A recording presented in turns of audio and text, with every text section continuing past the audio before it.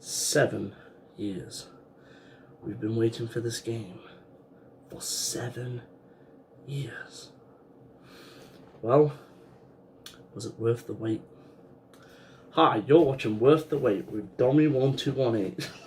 Was Soulstorm worth waiting 7 years for? Tune in next week. I have had a severe and continuous lapse of judgment. Yeah, I thought I'd try my hand at game reviews. Starting with Soulstorm, considering it's the first Let's Play I've done since coming back, and the love that I have for the Oddworld franchise. I remember being a wee little boy playing Odyssey on the PS1 demo discs, before getting the game in full and having my dick blown off from the pure difficulty and fulfillment of the gameplay, paired with the beautiful and rich story that the cutscene FMVs brought, which, to be honest, still hold up to this day in my opinion. Then I got Exodus for Christmas, and blew me to Tuesday. I was in love. Everything Odyssey got right, but better. More story, more areas, more gameplay mechanics, more possessions. More. It completely trounced Odyssey and put Abe on the map, featuring him in multiple magazines and even having a goddamn music video or two. Got lost in digital disguise, fucked up, end of the road.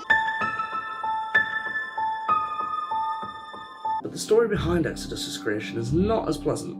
You see, after the success of Odyssey, GT Interactive's Oddworld Inhabitants publisher at the time pushed them to create a sequel in just 9 months. Do you know what that means? 9 months! People create human life in that time, but Oddworld Inhabitants created something definitely more beautiful than this ugly bunch.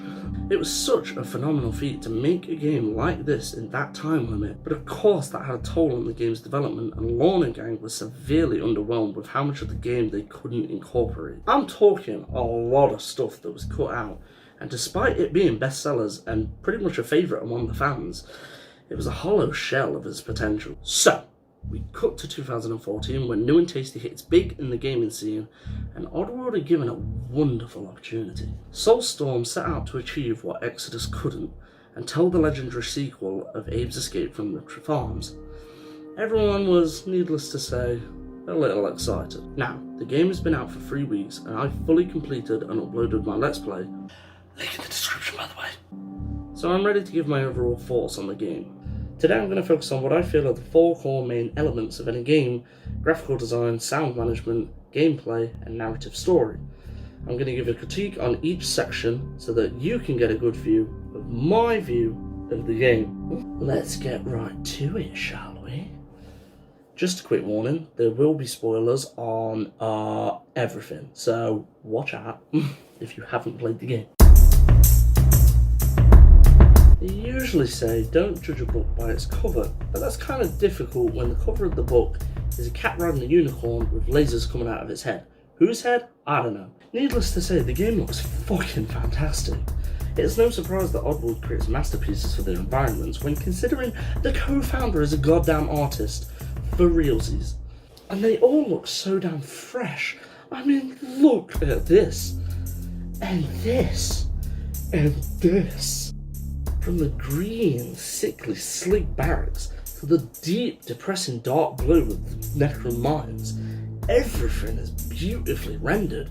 Look at the goddamn transition to the furnace, I shit myself. It all felt like it was an actual functional world. Even the smoke screens that you use for cover have been improved in this game. Compared to New and Tasty, they actually look quite natural to the environment. I had a little trouble with frame drops during certain open-spaced areas, and my computer's only a few years old. I did later find out that there are settings you can access through the game files on the PC, but the fact that they're not readily available in the options menu is quite disappointing, and my heart goes out to all of you that have the inside of a 1990s Easy Bake Oven as a PC. I just have to say that the line delivery and cutscenes are amazing. Clearly great acting performance all around. The gameplay, however... Why the hold up? I could go for a sandwich right now. We gotta get out of here. Come on, let's get out of here. Please stop. Now, I love you Mudokans, but goddamn, your low amount of unique voices and voice lines make for some very repetitive and quite frankly, sometimes annoying dialogue. I don't give a damn if the tundra of Mudokan is hungry and needs a standing wet. And I mean, they really tried, and it does show compared to New and Tasties. Well, this bit of the floor is going to be shining. Give me your attention, baby.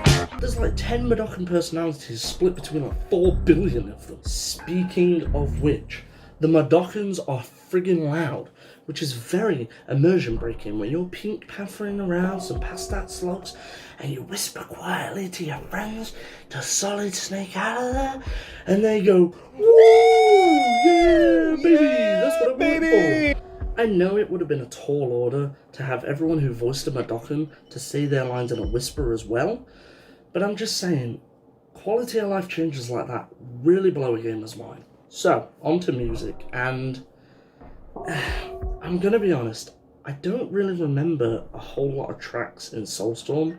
None of them really jumped out at me and were memorable, which fucking sucks because you got bangers like this. Yeah.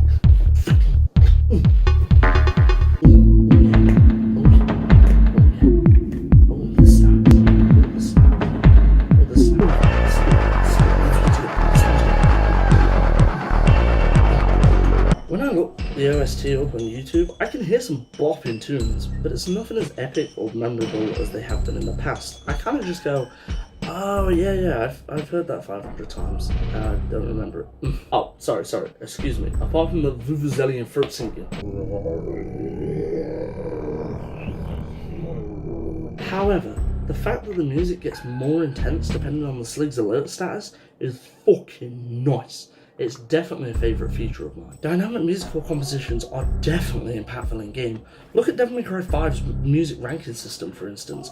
I don't just want to play in the game, I want to be in the game. But, piggybacking off of music, we got them sound effects. We got the bing bing of the drums and the explosions and the pitter patter of the tiny pieces when you're sneaking. I'd say this aspect of the game is top notch and really helps with immersion. What do you want? There's no much else to say. The bloody sound effects, for God's sakes. What do you want? A college essay on the history of Mesopotamia, Michael? What do you want? Get out of my sight. Get out of my sight. Go and do your own work.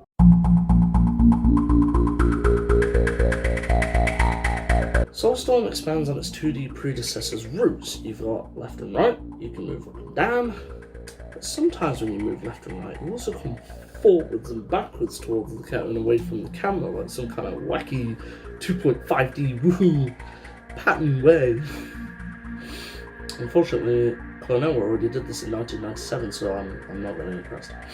No, it is pretty cool for 2D platformers to be integrating this into their games. It really helps with world building and makes environments look more realistic, whilst also having a more dynamic playstyle. I really can't think of a point where this 2.5D integration really breaks the immersion or looks out of place. But how do you progress through these environments, you ask? Why, with the of course. I have to say, I was skeptical of Abe being able to double jump and turn in midair and basically fly around like a little blue kite, but I've got to say I'm pleasantly surprised with how well it controls. Air movement is quite tight to say the least, and it certainly helps with some of the more complicated platform plays. Also, a minor note, there are certain platforms that Abe can only get to with his double jump, so if you've got anyone following you, it's quite clear to where they can follow you and where they can't, because their little stubby legs can't jump that high. And a new mechanic they introduced was crafting, which pretty much divided the fan base. Me, I'm divided on it in general, and I'll explain why. Now, on a lore standpoint, it completely makes sense for Abe to be rooting through bins or finding items through the environment. After all, he's not some kind of secret agent with accessible merchants or special gadgets.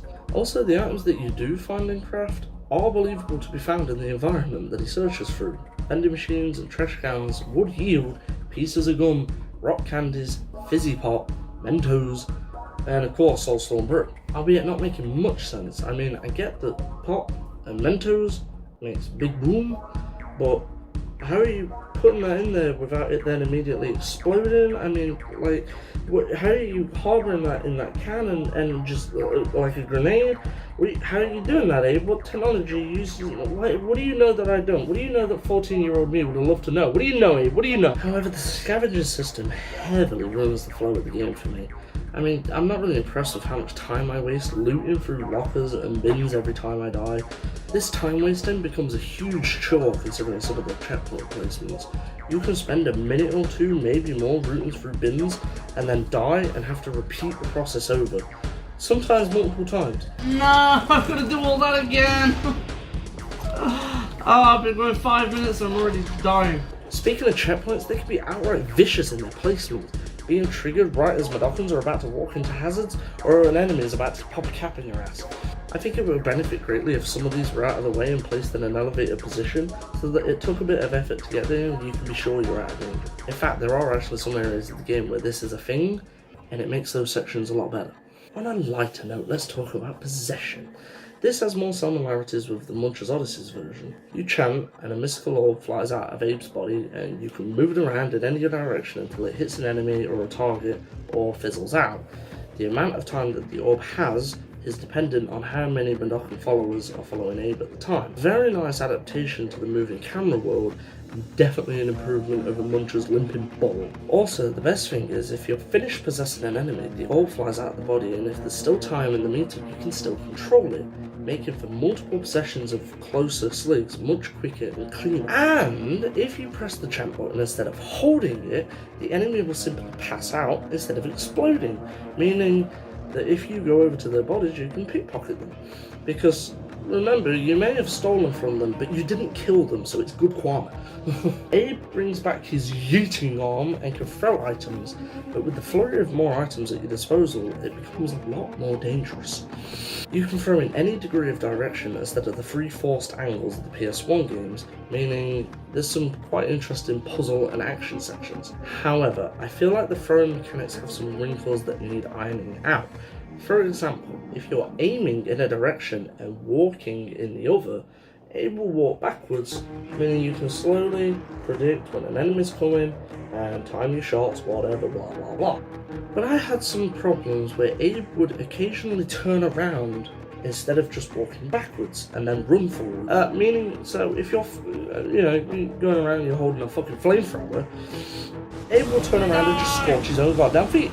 This mechanic was quite fun to use though, and really it was skill based, so most of the time, if something failed, I couldn't really blame the game, I only had myself to blame. But boy howdy, do not even think about giving your Madokans an item. You're supposed to be able to hand your Madokans items, set them to aggro so that they will throw items at enemies for you.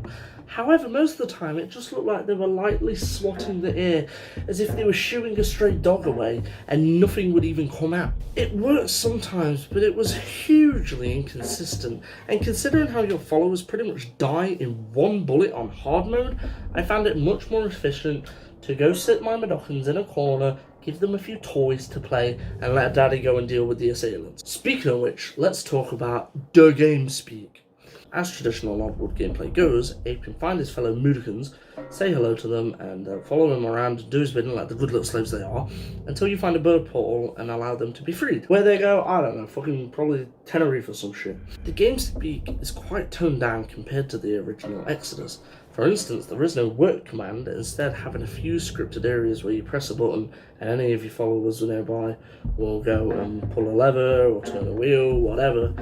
But there aren't even any emotions for Madokans at all. I was really looking forward to seeing how beautifully developed the different states of Madokan could be in and how they altered the gameplay. I thought I had a good job. Sorry. You do get sick Madokans like in the original, I suppose, but I mean, to be honest, they're more annoying to deal with. Abe has to go up to each individual one, you hold the interact button, he'll do a little friggin' animation, the Madokan will go yay, and then he's all fine. But really, to me, that just slowed down the game more than anything. It's not really much of a hindrance, and it makes sense for the story. It's very integral to the story, to be fair, so I can't really complain that much. The thing I love, and also hate, I'll get to that, is the different amount of dialogue that is in the game speak. For instance, Abe has a flurry of lines that he will say to his fellow Madokans when he speaks to them, but if you say these commands whilst no Mudokons are nearby, Abe will mention something idly about the level you're in, which is so beautifully thought of. However, the Mudokons also have more voice lines, which you would think would be a good thing, but as I stated earlier, there's not a whole lot of variety, but they talk every single time you make them wait, and like instantly. If I have to hear a Mudokon say that he really wants a sandwich one more goddamn fucking time, I'm gonna kill myself. British? For me, this was very important. I love the Oddworld. I have gobbled up every story beat of every game. I have watched countless theory videos and analyses of story arcs in these games. I eat, sleep, and shit you Oddworld, and I was monumentally excited to see how Soulstorm was changing up the Exodus recipe. I will be spoiling as much of the game as possible, and I'm not going to warn any of you, so I can cause as much carnage as possible, okay? We okay with that? We prepared? We got our lifesavers?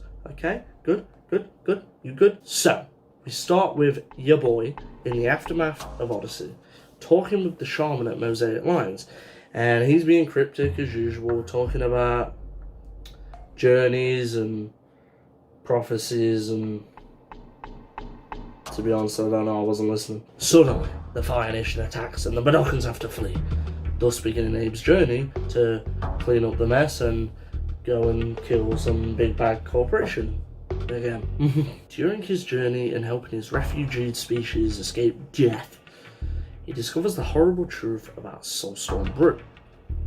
Not how it's made or where it comes from, like in Exodus, but basically he finds out how biochemical disaster that turns poor mud stomachs into ticking time bombs as to prevent them from escaping and whistleblowing. And in a brilliant story retcon, so all the factories around Mudos that have Mudokons, including Rupture Farms, have had Soulstorm brew in them this entire time to kill the factory's workers off so they don't escape and tell horrible tales of slavery. However, on, quite frankly, I'd call it luck, Abe discovers an antidote. He creates one to cure the brew's toxins and develops a plan to pump the antidote through Soulstorm Brewery into all the factories around Mudos, basically to viva la revolution everyone out of each factory and have them not worry about the grisly death that is to be their innards. Meanwhile, Moloch, remember him? Chump from Odyssey, he's got his spindly little legs. He's chasing after Abe to try and get his well-justed revenge. I'm not really sure why, it seems kind of petty. Now, I love Moloch and his airship driver's interactions, and they both mention stuff that we've never heard before in the Oddworld universe, which expands it even more. Like the coastal holiday destination of the Yemens. Sounds a lot like Yemen, so I'm not really sure how fantastic it could be, but whatever floats your non-existent air yacht. Best thing about the story, if they've definitely come up for a sequel. They're definitely doing it. It can't not. It can't not. They're now mentioning Nalibab, which I think we've heard before in interviews and stuff as being basically the capital of the Magog cartel. And that's where Abe's mother is. And it's just amazingly cliffhangered, foreshadowed, suntwixt. So overall, Soulstorm was a pretty good read, and I'd recommend 4 out of 5 of my friends. Fuck you, Jim.